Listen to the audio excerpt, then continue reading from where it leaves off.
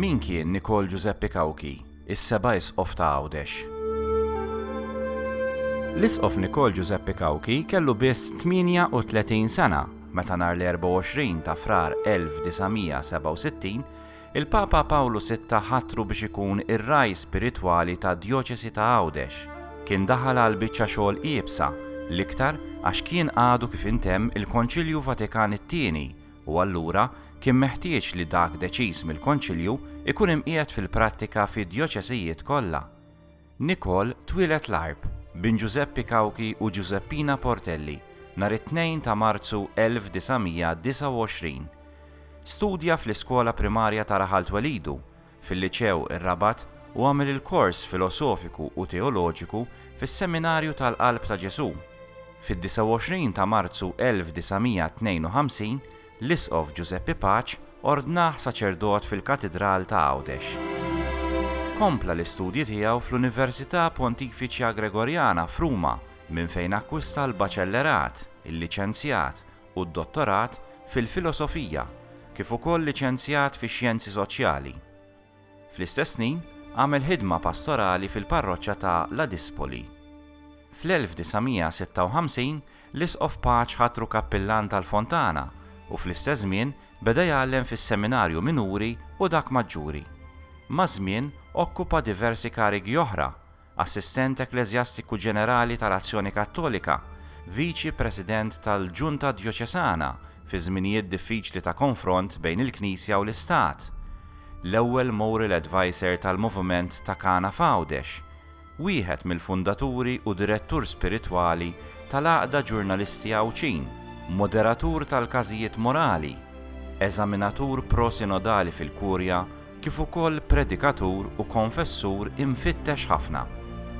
Fl-1958 kien il-moħħ wara twaqqif tal-Moviment Azzjoni Soċjali, filwaqt li ta' wkoll sem attiv fit-twaqqif tal-Kunsill Ċiviku ta' Għawdex. Fl-aħħar ta' Settembru 1962 ġie maħtur prefett tal-istudji fis-seminarju. Min Jannar 1965 inħatar ukoll editur tal-ġurnal Djoċesan Għawdex li hu rriforma u bidillu l-format u l-isem għal Il-ħajja f'Għawdex.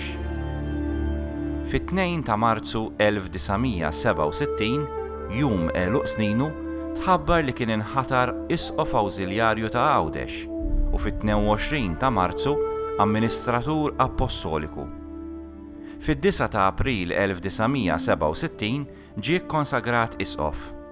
Fl-20 ta' Lulju 1972 ġie maħtur isqof ta' Għawdex bl-ingress solenni fil-katedral isir fl-10 ta' Settembru. F'episkopat ta' 38 sena l-itwal li qatt tagħmel isqof ta' Għawdex kienu bosta r-riformi li twettqu fil-ħajja djoċesana biex jimplementa dak li ġie deċiż fil-Konċilju u waqqaf diversi kummissjonijiet u uffiċċji ġodda fil-Kurja, fosthom Kummissjoni Djoċesana għall-Apostolat tal-Lajċi. U ħadem bisħieħ għall-aġġornament tal-kleru b'riformi kbar fis-seminarju maġġuri u anke minuri.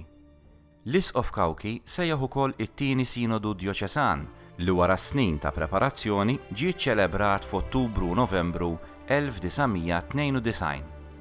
Dan minn barra diversi kongressi u opportunitajiet ta' tagħlim. U waqqaf ukoll il-Lumen Christi Media Center u dar pubblikatriċi, kif ukoll ta' s-sapport u s-sem tiegħu fir-radju tal-Knisja.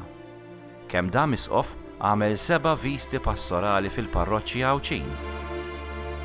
Ħolma kbira tiegħu li seħħet lejn l-aħħar fażi tal-episkopat kienet il-ftuħ ta' skola sekondarja tal-Knisja għal bniet, il-Konservatorju tal-Isqof, li fetħet il-bibien tagħha f'Settembru 2002. Kellu l-opportunità li jilqa' f'Għawdex għall-ewwel darba lis-suċċessur ta' Pietru, żjara li saret mill-Papa Qaddis Ġwanni Pawlu II f'Mejju 1990. Meta l-isqof Cauchi għalaq il-75 sena u talab li l-Papa jeżentah mill-ħidma ta' ordinarju djoċesan. Meta fil-15 ta' Jannar 2006 huwa temm il-mandat tiegħu, f'kelmtejn tal-okkażjoni ħeġġeġ biex il-familja Għawċija tissokta titlob flimkien u talab ukoll skuża jekk xi darba seta' naqas lil xi ħadd. Bħala isqof emeritu kompla jagħti kontribut siewi bil-kitba, bl-omeliji u bil-programmi tiegħu fuq ir-radju u bit-tagħlim tal-filosofija fis-seminarju. F'ħajtu u ppubblika għad bla qies ta' artikli fuq ġurnali kif ukoll kiteb madwar il-100 ktieb. F'Diċembru 2005 in-nazzjon tagħna onorah bix-xirka ġieħ ir-Repubblika kif ukoll bġieħ Għawdex. Wara xi ġimgħat rikoverat bl-isptar Mater Dei, l-isqof Kawki ħalla din l-art fis-6 ta' filgħodu tal-15 ta' Novembru 2010. Tifkira ta' San Albertu l-Kbir, filosofu kbir bħalu u qaddis li hu tant kien jammira. Il-funeral sar jumejn wara fil-katedral fejn jinsab midfun fil-kappella tar-Relikwium Qazza. L-isqof Nikol Giuseppe Kawki mhux se jintesa' malajr mill-memorja u mill-affett tal-Għawċin kollha, l-aktar dawk li kienu jafuh jew ħadmu miegħu. Tassew ħaddem dak li jgħid il-motto tiegħu: Fortiter et suaviter, rida soda u ħelwa.